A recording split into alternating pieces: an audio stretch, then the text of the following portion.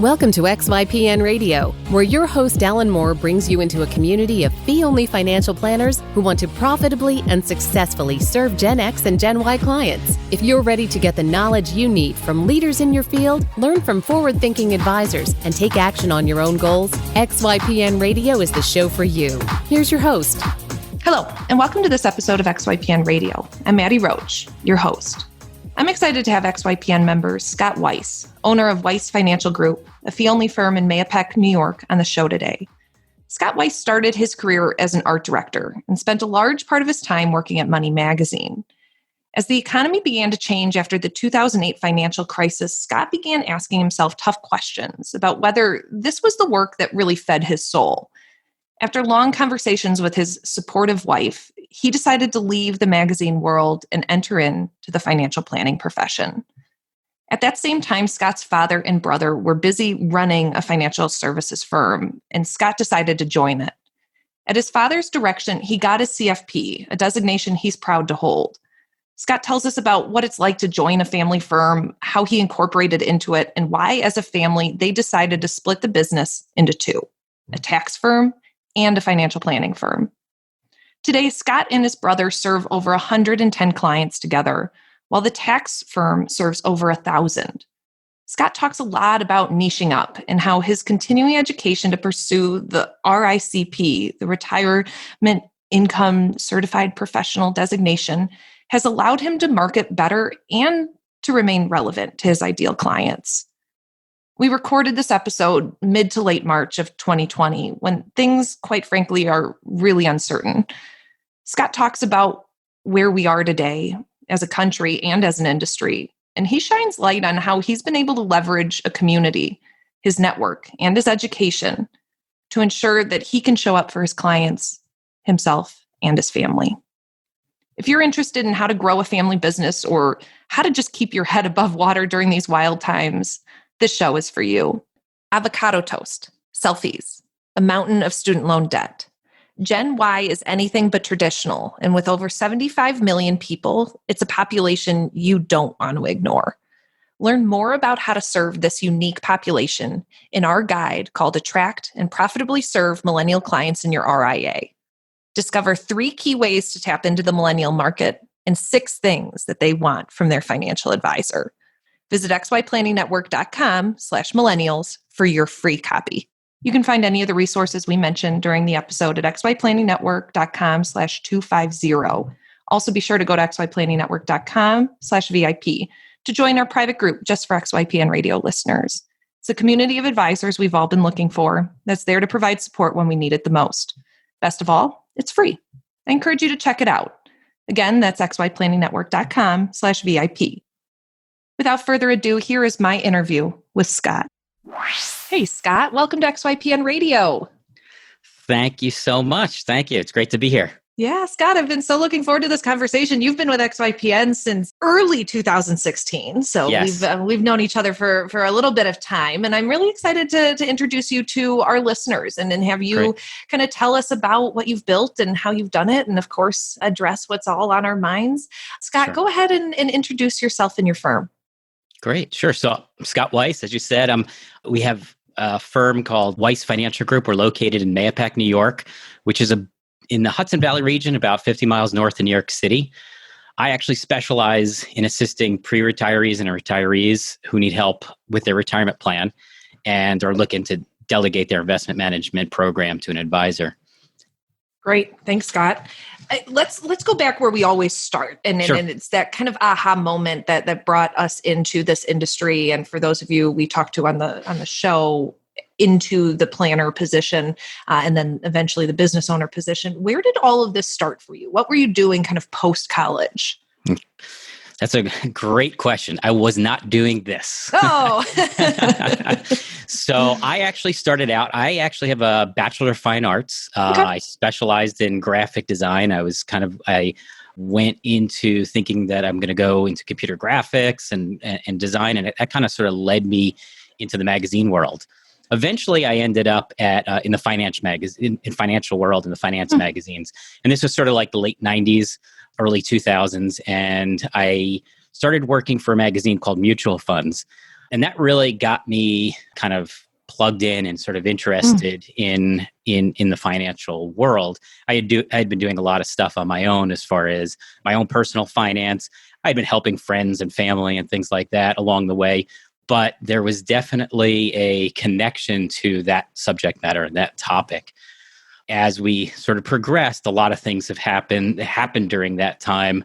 I was there kind of in the early 2000s, and I was in New York City on 9/11. I was down there during that time, and that sort of changed the nature of things for the magazine industry. And our magazine actually folded, it closed up. Now, I had been doing a lot of good things at the time. I was doing a lot of the charts and the graphs and what have you on at Mutual Funds Magazine, and Money Magazine was this sort of a sister magazine to mutual funds, and they kind of scooped me up at the time, and I went and started working there. Wow. And I met some amazing people, who kind of helped shape my thinking, and I really kind of flourished on the helping money synthesize content for the average reader, right? Taking complicated topics and really making them simple. And so I really thrived there in a lot of the data graphics and just really trying to get these ideas across. And I'd worked with people. I'm sure people on that are listening probably know people like Gene Chatsky and Jason Zweig, Farnoosh Tarabi. She probably doesn't remember me, but I did work there with her. Carmen Rita Wong. So like a lot of these people were around, and a lot of these discussions were being had during that time. And it really left an impression on me. And I was starting to feel like this magazine world is sort of collapsing. Things are changing. This is not going the way that I initially sort of set out to do. So I just was thinking about, what's the next step for me? What's the next step? And I'm sure a lot of people sort of always think that, if you're at the point where it's not what you expected. Things aren't quite what you expected. And then the second thing that happened was the financial crisis, the Lehman collapse. And Lehman Brothers was across the street from us, but they also had several floors in our building who had been occupied by mutual funds when I had worked there. And, I see these people sort of leaving with their boxes, walking out. And it really left an impression on me, as far as, do you have control over your own destiny? And I'm sure these are, as we're recording this right now, we have a lot of issues going on, and I'm sort of feeling some of those same kinds of feelings that I had felt at that time, as far as, are you in the right place? Do you have control of your destiny? And, as we're going through this, it's sort of bringing a lot of that stuff back. But that's kind of the thing that made me decide. And I also had a child at that time. And I said, I'm not spending time with them. If you work in the magazine world, you're working nonstop. I mean, I'm there, you're on deadline, and the deadlines are the deadlines. You got to be there until 1, 2 o'clock in the morning if you have to. With all of those things sort of coming together, there was a lot happening, and it culminated, and it was time for some change. Yeah. Well, big kudos to you for knowing that ahead of time, that things weren't going the way you wanted, that you were self-aware enough to recognize that the industry you were in may not be sustainable. Even the company you were at may not continue to exist. Talk to us a bit more about that. What were some of the key things that you really dialed into to help with this idea that you may need to switch? Because I suspect a lot of our listeners are contemplating a switch. Sure. And there's a number of things that kind of have to get checked off before they are really ready to make the jump. And some may never. Absolutely. Absolutely. Well, I do have to give kudos to my wife. I mean, having a partner who is supportive and is on the same page and saw, she, even though I was self-aware, having somebody point out to you and help you think through, like, is this really, where you need to be right now? Is this working out for you? Is huge. So having that support network is just sort of invaluable. But yeah, I started seeing my career trajectory sort of close in on me, saying this isn't going to go where I wanted it to go. And I saw the industry shifting and changing in a way that wasn't going to benefit me. Sometimes it is, and there are opportunities. My wife said to me, you're going to have to, if you're going to want to keep doing this, you have to open up your own business. And I said, great, I would love to open up my own business. She said, I think you'd be great in being your own boss. I said, me too, but I don't want to do this. I don't want to be an art director. I just knew that wasn't the direction. So, I'm fortunate enough to be part of a family business now. My dad is the one that started this Weiss Financial. Well, it went through different iterations over the years, but he had started a CPA practice maybe in the 80s, I believe. And he transitioned it over time, probably up until like 2000, in the early 2000s, to helping his clients to get invested. And he started offering mutual funds, and he partnered, I think, with American Express at the time. His idea was to sort of offer additional services for the clients and be more of that well-rounded advisor. And that kind of started taking off. And at some point, my younger brother actually joined the business, and he started doing some tax work, and then eventually kind of transitioned over as well to the financial services side, and worked on that side with my dad as well. And we fast forward, and as I'm going through, my thoughts about, do I make, what do I do? What's my next step? This was right after the financial crisis, and they were starting to come out of it, as a practice. But my dad was starting to get older and wanted to kind of reduce his hours, but yet there were still opportunities there. So I had been talking to my younger brother, and he said, why don't you come here? Yeah. And, you go, it's sort of that wake up call. And, the pit in your stomach initially is, yeah, I definitely want to do that. That sounds awesome. And you just had, so when you tell yourself that, yeah, if you have no doubts that this is going to be an amazing thing, I was all in, Wow. And my dad was on board. So once I made that leap, it was, it was sort of a no brainer. It was scary, but when you have that conviction, yeah, this is the right thing for me, right? This is the right move to make. And again, getting back to, I had my wife, was very supportive. She was home with our second child at the time. She's a teacher, so she was able to take some time off in order to be home with the kids during those early years. But it was still sort of a scary leap, right? Because it was like, okay, now you're going to have to. I knew my dad said at the time we were with a broker dealer. We hadn't fully separated, become an RIA just yet.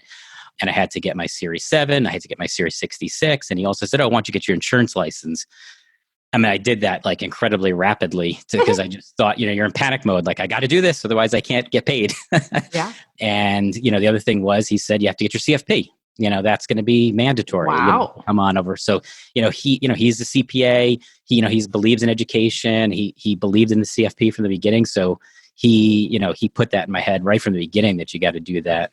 To kind of segue into it, how do you make that leap, right? How do you make a career switch like that? It's always, sort of a challenging thing. And I thought about it a lot. And it's, besides having that support system in place, it also came down to money, right? You have to make sure that you actually have the financial resources to do it.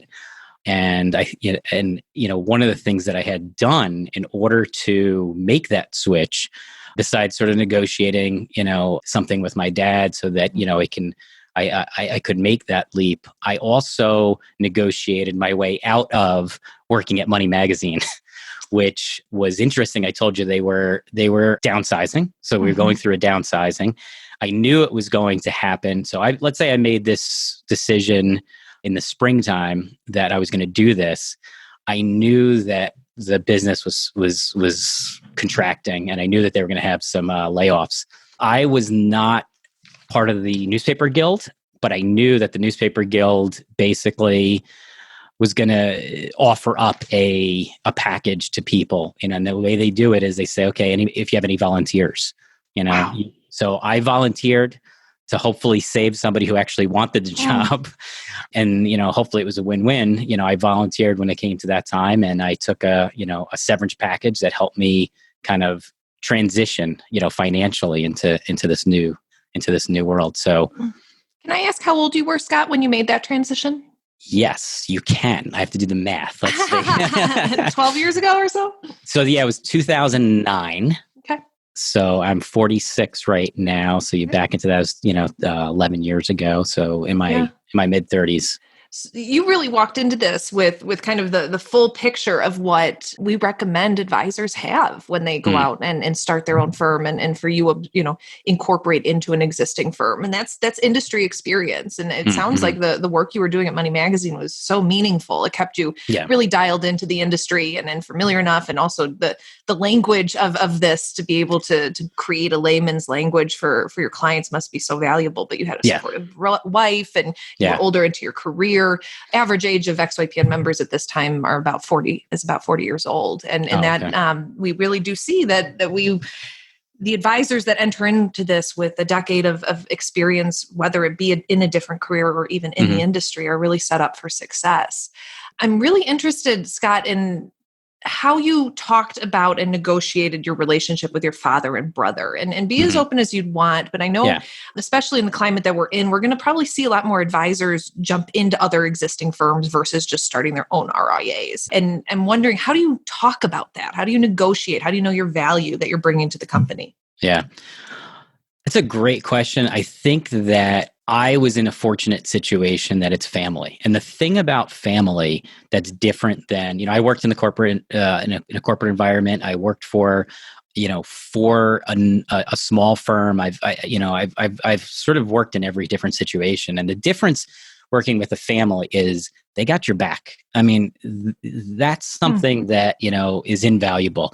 And being honest about what it was that you needed. And so, I credit my father, by going to him and saying, look, this is what I need. I know I'm not going to be adding any value, for the short term, but, I'm going to work my butt off and I will eventually add value. So, can we work something out where I know I'm being overpaid initially, but, I will bring to the table what's necessary in order to grow this business. So, like I said, I think having that conversation with your father is a different, than having it with a boss. So I think I had, that was a benefit, definitely a benefit, and it definitely made that transition maybe easier than for some others. So were you salaried? Was there a buyback? Was there a buy-in? What was great question. The actual fundamentals of the relationship?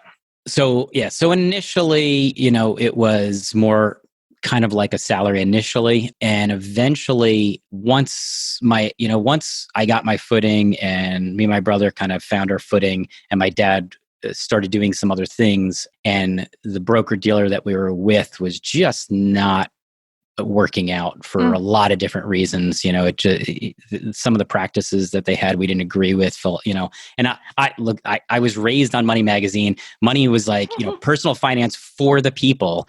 Yeah. And so, it was in my blood that, you're here to help people. You're not here to just make as much money as you possibly can. That'll come if you're helping people the right way. We negotiated with my dad to buy out the practice. Got it. So during that time, we became an RIA. We said we have to leave the broker-dealer world. It's not working out. And we became an RIA. And I do have to confess that I didn't really know what that meant at the time. Who needs that? I sort of, found my way, if you will, and we both kind of found our way through it. But we negotiated with my dad, sort of a buyout, and essentially, there was some additional upfront costs to kind of make that transition. And then, again, like with family, it's sort of just this agreed upon, we will almost like a pension sort of for the rest of his life, or, as long as he's comfortable with it. But, being a family business, you do have that flexibility to kind of negotiate and work with each other. Absolutely. There's a number of family businesses within XYPN that I can just think of off the top of my head. And they've each had kind of a different experience with it. Some of the parents are still working in the business. Other ones, they're ready for them to be out of the business. Is your father still working at the company? So great question. So this year he officially is not part of Weiss Financial Group. So we ended up having to split the practice. So it was sort of an all-in-one tax practice and financial services. But once we became an RIA, we split the two firms. So we have the tax practice and the financial services firm. He has stayed on the tax practice because that's really kind of like his baby, and that's, he's a CPA at heart.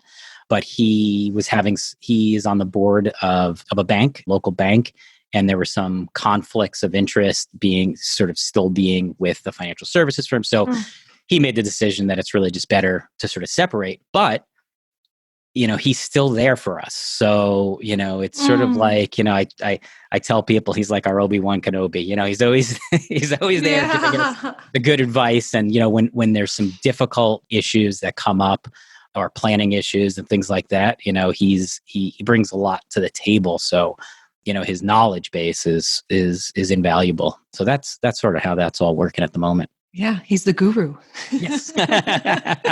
I'm really interested in the separation between the tax and the financial services RIA. What was the issue? Why couldn't you keep it together? We have a number of firms in the network that provide tax planning as well as tax prep and things like that.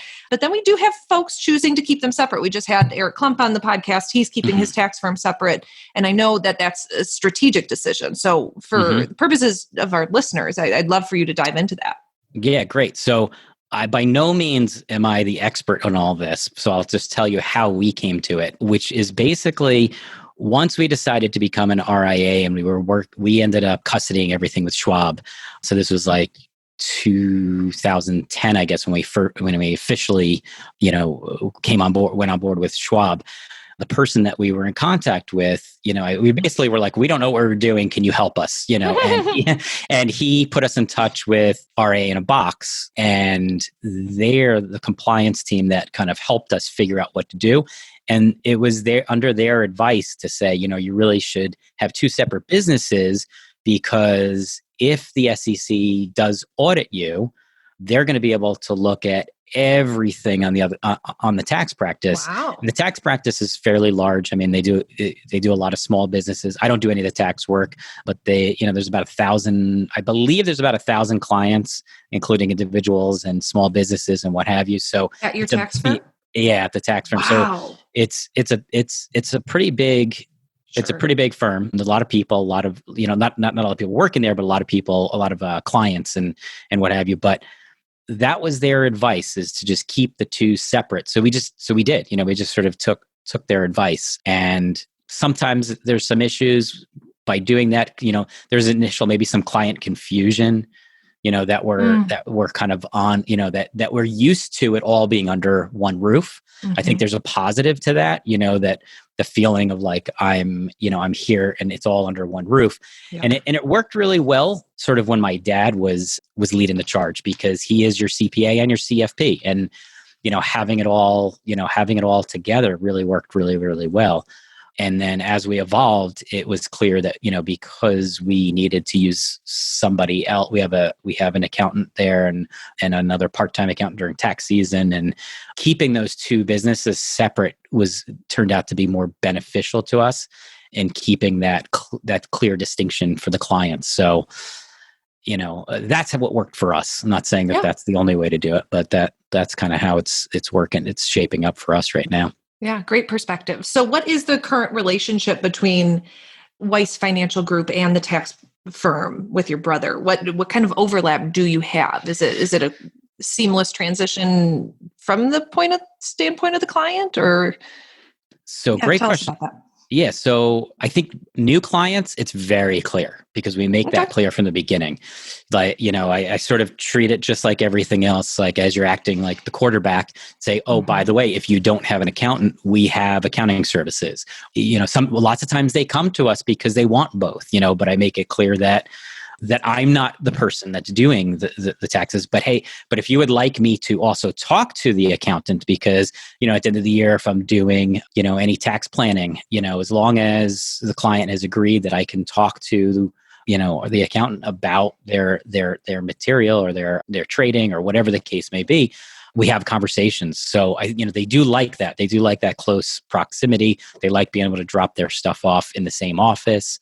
So there's definitely some value there. Now, getting back to the sort of our legacy clients, it was definitely a harder transition, because they were used to all under one roof. So it took years really to sort of unbundle that, make them comfortable. And you had to sort of, we took it case by case, to see, to kind of make them comfortable with that. Yeah. Wow. Fascinating.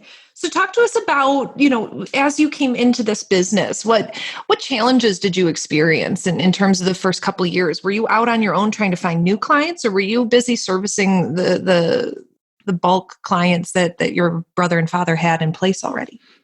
Yeah, no, that's great. I would say that initially we were just servicing the legacy clients, right? Mm-hmm. And it was how do we make that transition as my dad is sort of separating from that?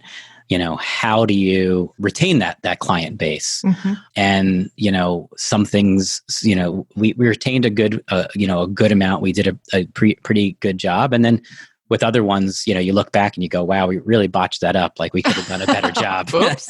Yeah. And we had some attrition issues the first couple of years. And then I guess probably by, I spent the first couple of years, like just getting educated and getting my CFP. And I think for me, the biggest challenge was just knowledge, right? I mean, it's like I hadn't been in this industry. And, here we are, these people are coming, the clients are coming to me asking me for, advice with their financial life. And, how do you do that as an advisor versus a friend, so that was sort of the big sort of transition for me. And you kind of, you kind of leave, after you get your CFP and you feel like, everything now. Yes. That was kind of how I felt, but I remember the instructor that I had said and this was like, sort of like, interesting, kind of demoralizing at the same time, about how the CFP, he said it's, a mile wide and 2 feet deep. Mm-hmm. And that was, a little frightening, because here I am thinking I'm getting all the education I need, and I'm going to do what I got to do, and realizing, oh no, this there's a lot more ahead. There's a lot more learning to do. So, and that was sort of that next step of difficulty, I guess, trying to figure that out. Yeah, I bet. And we've talked about the CFP designation a lot at XYPN and our stance on it. You do have to have the CFP designation to be featured on the Consumer Find an Advisor profile page.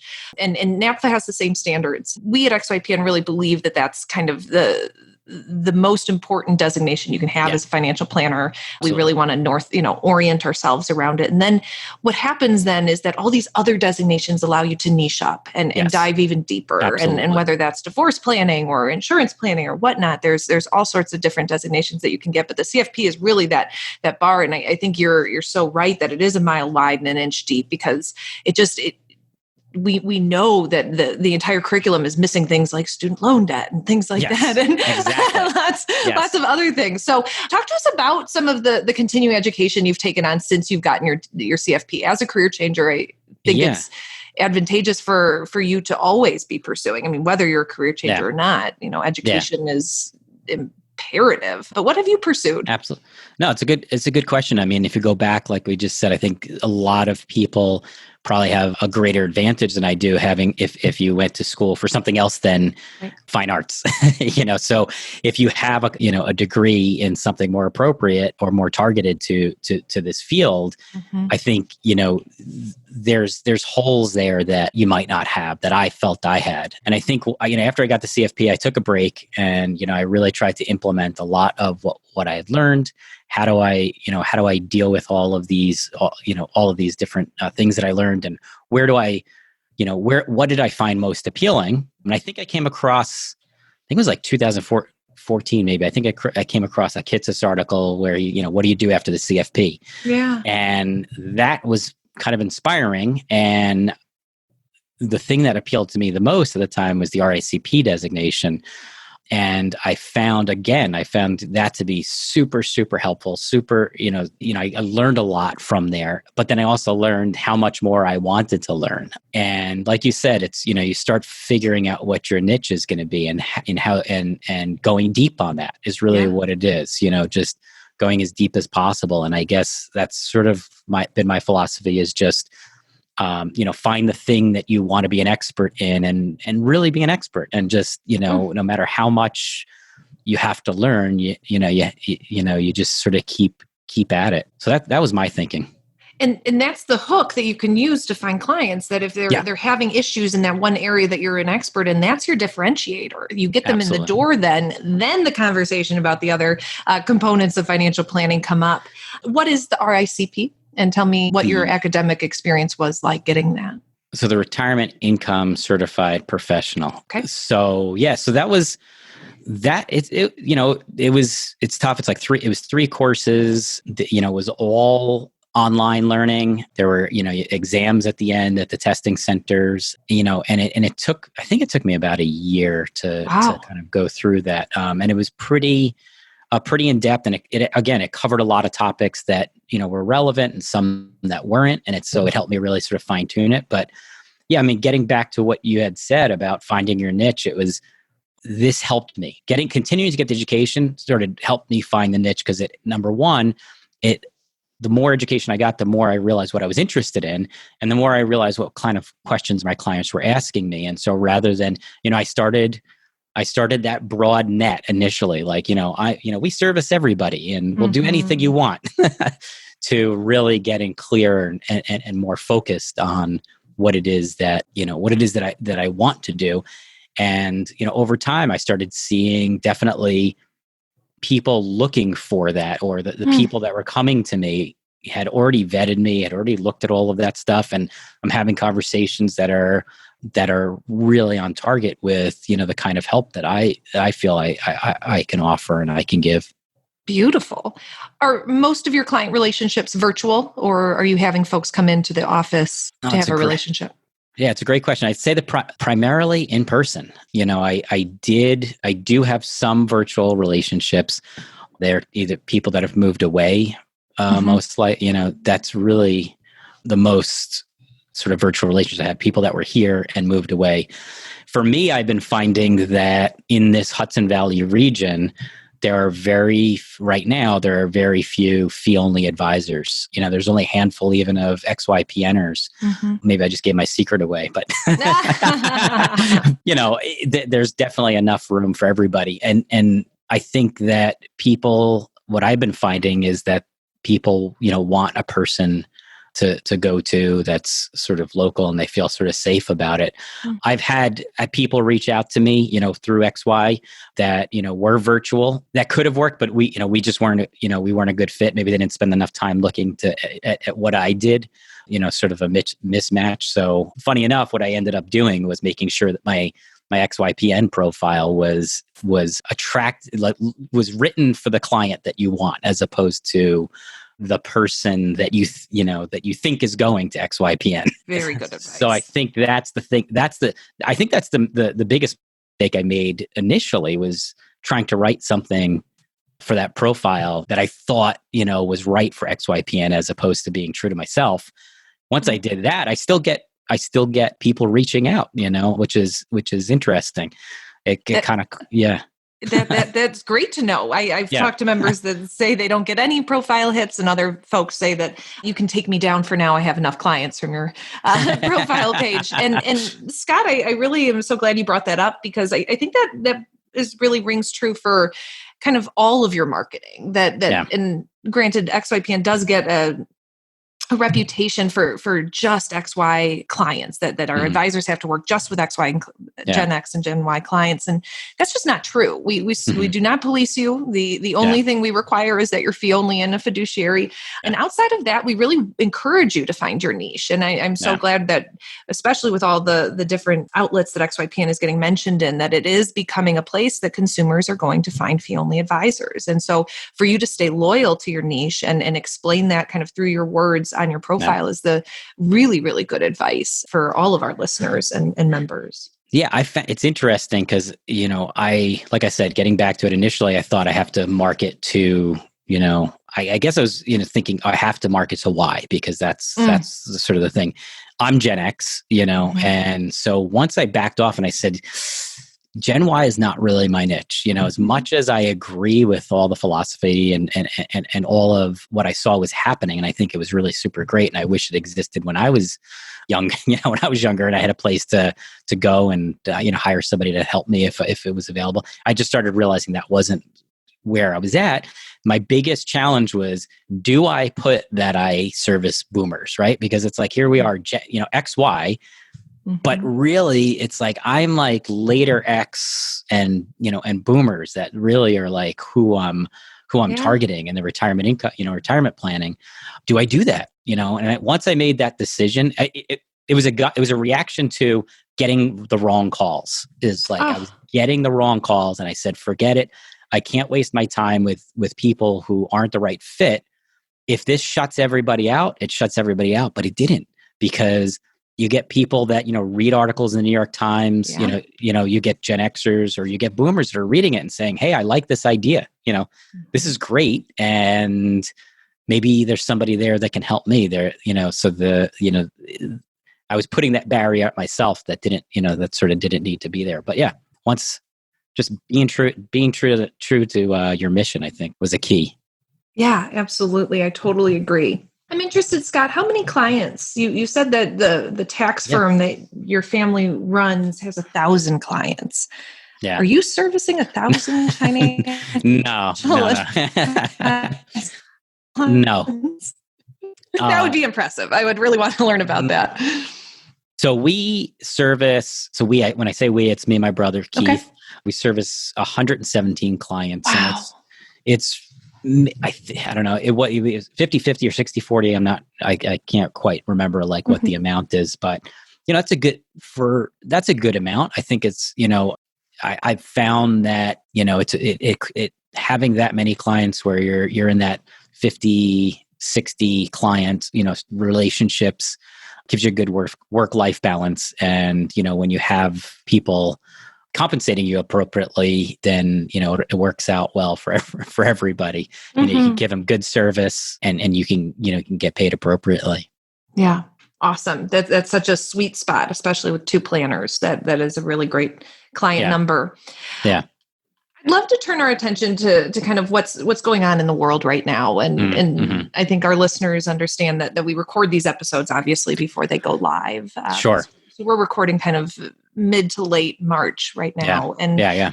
Scott, you said that you entered this industry as a planner right after the 2008 crisis. We're obviously facing something pretty serious here globally. Yeah.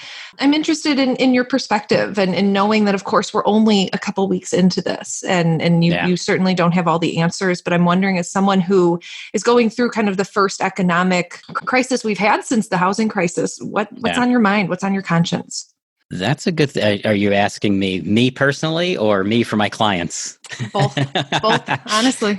Yeah. So for me, I think it's a combination of, okay, now all of what I've been learning is going to get put to the test, right? Is what you've learned, what I've learned over the past decade going to play out the way, you hope it would, or you think it would.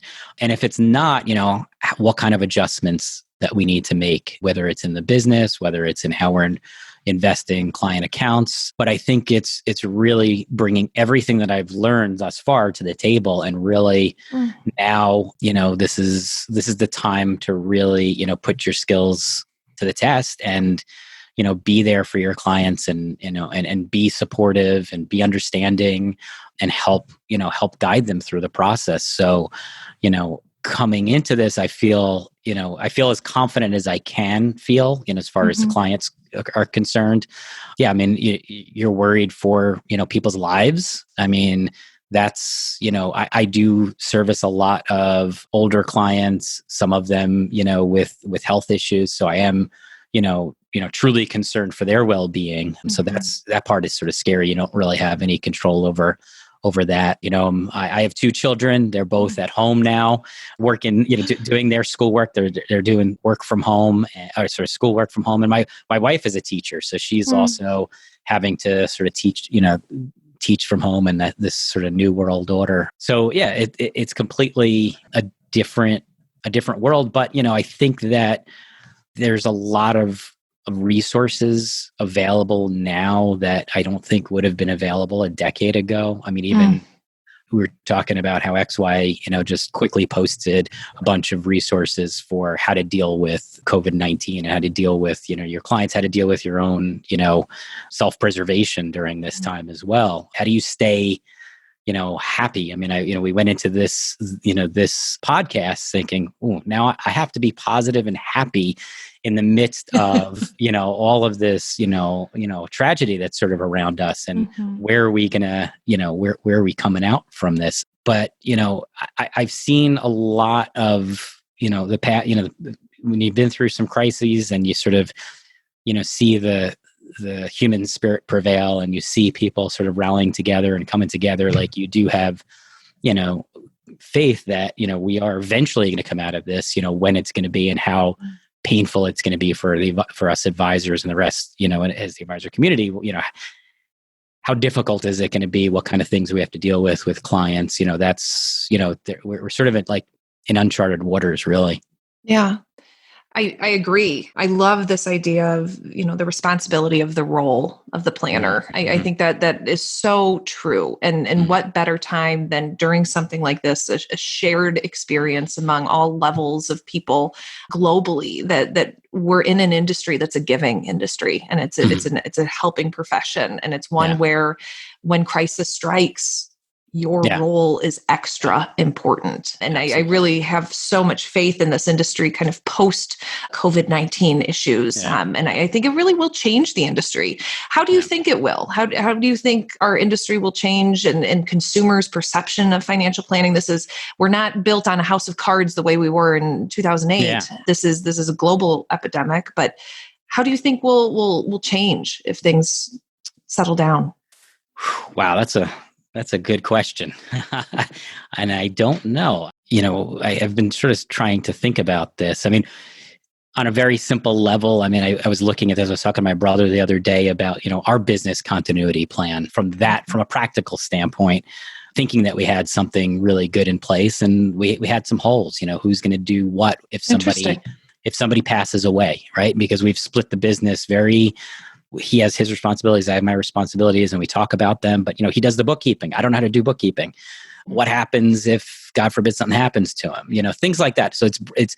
I think that that came to the light for me. How it's going to change the business. I hope that the people that are using planners, and realize that we're sitting on the same side of the table, realize the value there, that it's a sort of a different type of relationship than, I think in 2008, what I had heard from a lot of people and their frustrations with their advisors was, oh, he just told me, or she just told me, oh, don't worry about it, it'll come back.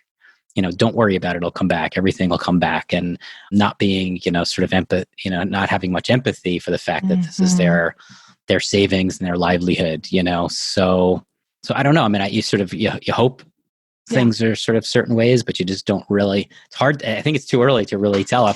I think when this airs, people will have a better idea than we do now. I agree. And none of us have that crystal ball. I'm interested in this continuity planning. It was one of the first things we at XYPN thought we needed to make sure we had support for as this started to roll out. Is that a conversation you and your brother immediately had and sat down and looked at? And if so, what were some of the changes you made to that document? Yeah, no, that's a great question. So I took the role as our chief compliance officer. So I've been the one that's kind of, looking at those and looking at our policies and procedures. And I can't remember where there was an article, and I don't remember off the top of my head. It might've been in Wealth Management this week or somewhere about, questioning, do you have everything in place? And I started reading the article saying, wow, this is great. Yeah, I've got everything. And then I get to the end and I say, wow, we don't have everything, because I was focusing more just on the technology, right? Can we set, we can do, virtual meetings, which I did switch to with some clients who had meetings scheduled. I could have phone calls routed. I use Ruby receptionists to have that, going through all of, everything that we use is all on the cloud. Our planning software, our CRM, our portfolio management, everything is cloud-based. So it was sort of easy to make that switch. And I come home and get my kids off the bus every day. So I am already set up to, kind of work partly at home sometimes. So in any event, once I started realizing, wow, I never thought about what tasks do each of us do? This is real. What if one of us ends up in the hospital for a little bit of time? Like, how are we paying the bills? How are we, going, I do all the reporting and the billing. So I told my brother Keith, we're going to have to sit down and I'm going to have to show you how I do it so that you know how to do it. We sort of, when we split the responsibilities, it was sort of to take the burden off of each other. So not one person is doing too much. And now it's going, well, wait a minute, we have to go back and revisit that because, there might be a time where one of us has to do everything. So I think that's sort of the change that we sort of see. Yeah, I think that idea of a stress test is so interesting that now during times like this, we really do have to pause and we have to do a full, complete review. And those things that we've been putting off, we can't put off much longer. And this idea that we're each going to go whatever business we're in, we're going to have to really understand, have all of our I's been dotted and our T's crossed is a really good reminder, especially as individuals are building firms, that as a CCO, it is your responsibility to make sure what you're saying is done, and that we're revisiting it consistently. Yeah, absolutely. Absolutely. Scott, I think you're lucky in the regard that you work with your brother and you work with your father. I'm wondering, for a lot of folks coming into this, they may not have that community that they need to be able to support them through kind of the hard times, but also be there to celebrate the good times. What role has a network or a community of people played for you, considering you kind of have a built-in one with your family? Yeah, no, that's a great question. And it's kind of what brought me to XY to begin with. Being a career switcher and coming from a completely different background, I had no community, no network. And I was definitely looking for that. I mean, I had my brother and I had my dad, but you sometimes need more than that. You need outside perspective. And as great as family relationships are, it is also a family relationship. So sometimes you really don't want to talk to that person. Yeah. So there's that part of navigating it through. So I think that I was looking for that, and I do remember, I'm going to guess it was maybe 2014 when I first saw the video that this might be coming out. And I was really sort of intrigued by it.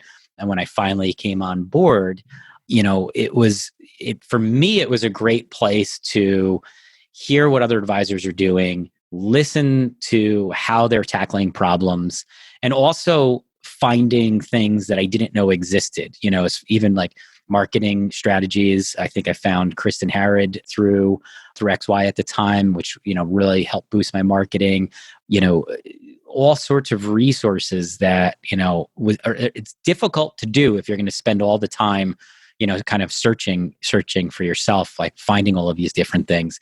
So I always was sort of slightly ashamed of not being an active participant in the community, but I took a lot out of it. And, when I could, I would speak up or get into it, but I never, for me, it was, it's been just sort of a great resource to help me keep on top of, what's going on, always know that there's resources, even, in this situation that we're going through and we're dealing with the issues that we're dealing with COVID-19 and how it's affecting our businesses and how it's affecting our clients and what have you.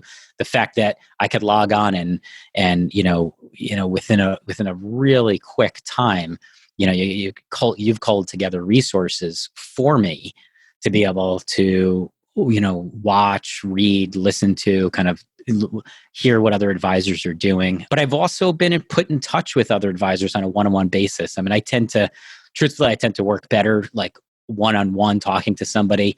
I'm not always a group person where I get into the group mix. So, but, as I've watched XY evolve, Isabel's put me in touch with different advisors. And I was able to talk about, any issues that I had.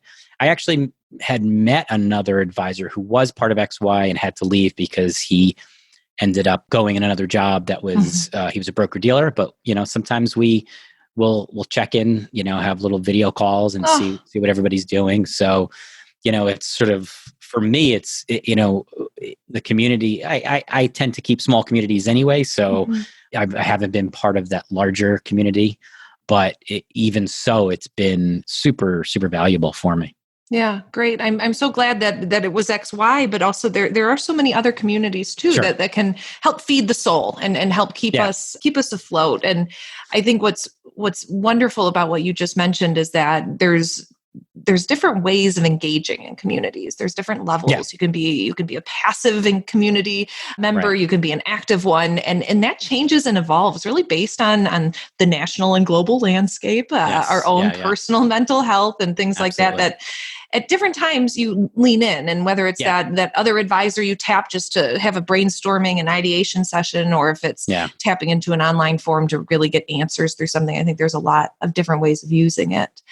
As we round out this hour together, Scott, I'm wondering, what advice do you have, and you've given so much already, what advice do you have for someone that is thinking about possibly making this a career switch? And let's say that we're talking to the folks that maybe aren't in this industry the way that you were back in the day. Yeah, I think that, if you have it in your gut, you feel like you have that passion, that's sort of the first kernel of it, right? There's going to be a big commitment. There's definitely a lot to learn. Having some kind of support network in place, whether that's your spouse, whether that's a firm that will embrace you, whatever that that support network is going to be huge. And then financially, just make sure that you're able to do it. Because if you might have great dreams, but if you can't actually pay for it, you're just going to put yourself in a bad spot. But I think, right now with everything is in flux, and we're in one of those times, like I said, that remind me of, the financial crisis, and remind me of 9/11, when things are a change, and we're going to be home. I don't know, we could be stuck inside for a month, 2 months, or whatever. Reflecting on that and figuring out, am I doing what I want to do? I wanted more control over my time. I remember my wife telling me, when I would work late, I would come home 2, 3 o'clock in the morning, and then have to get back up and be in the city, and I was just drained. I mean, I see pictures of myself then, and you're just like, holy mackerel, so unhealthy, and she always told me, she's like, you're not doing brain surgery. Like, right. You're given so much of yourself for something that's not giving back to you. And for me, this switch is what did it, right? So now I actually do feel like I'm helping people. And if I'm putting in extra hours, I feel like it's for something good. It's beyond just, for me. I mean, having the financial security now is wonderful. But also knowing that you're doing work that is helping people's lives is sort of, for me, is huge. And I think that's the key, is that really wanting to help people. I mean, making the switch just because you think you can make more money, or making the switch because, you just want something different, it might not work, it might not work out as well. You really have to, I think you have to be passionate. I think the advisors that I've met through XY, that have been successful, have passion and believe in the cause. Yeah. What a great way to end this show, Scott. Thank you so much for the role you're playing with your clients in this industry, within our community and at home. I suspect that everyone that works with you is quite impressed with the energy and passion you bring to the table. I know I have been over these years. So Thank you, Scott, so much. Thank you. It was a lot of fun. Avocado toast, selfies, a mountain of student loan debt. Gen Y is anything but traditional, and with over 75 million people, it's a population you don't want to ignore. Learn more about how to serve this unique population in our guide called Attract and Profitably Serve Millennial Clients in Your RIA. Discover 3 key ways to tap into the millennial market and 6 things that they want from their financial advisor. Visit xyplanningnetwork.com/millennials for your free copy. Be sure to join our VIP community at xyplanningnetwork.com/VIP to hang out with other XYPN radio listeners, ask questions for future mailbag episodes with Alan and Kitsis, and finally, to find a community of like-minded financial advisors. Thanks so much for joining me today. We'll see you next time. You're not alone, and you're not crazy. It's scary starting, building, and growing your own financial planning firm. And that's why we put together a free private community just for you, the Cutting Edge Financial Planner. Go to xyplanningnetwork.com/VIP or text XYPN Radio to 33344 and join a network of thousands ready to change the lives of Gen X and Gen Y clients.